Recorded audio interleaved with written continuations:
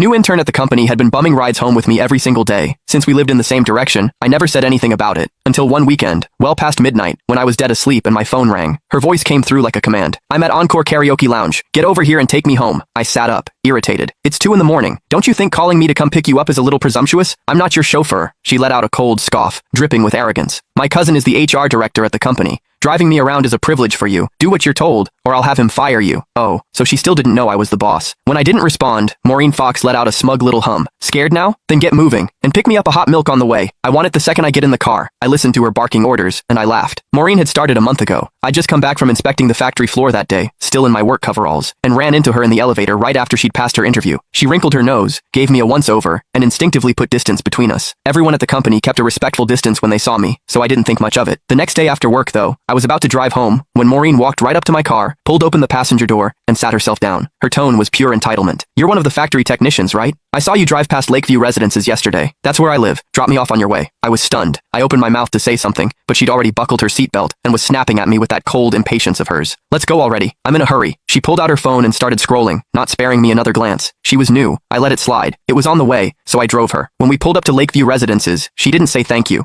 She just shoved the door shut and walked off without looking back. I thought that would be the end of it. It wasn't. From that day on, Maureen showed up in my passenger seat after work like clockwork. Never asked, never waited for an invitation. Before I could even object, she started making demands. "From now on, stop by my building in the mornings when you're heading in. Pick me up on the way. I hate the smell of smoke. I know it's your car, but no more smoking in it. I got down here 3 minutes before you today. Be faster next time. Don't make me wait. These seats are too hard. Bring a cushion for me tomorrow. Something soft. I don't like the color of this car. When you get a chance, wrap it in pink." Now I knew. Her cousin was the HR director. "Hello? Why aren't you saying anything? Are you on your way or not?" Maureen's impatient voice crackled through the phone again. I yawned. "No, I'm going back to sleep. Call yourself a cab." I hung up. Before I could even set the phone down, it rang again. Maureen again. "Are you out of your mind? You actually hung up on me? Do you have any idea that my cousin is sitting right next to me?" I replied lazily. "Oh, and?"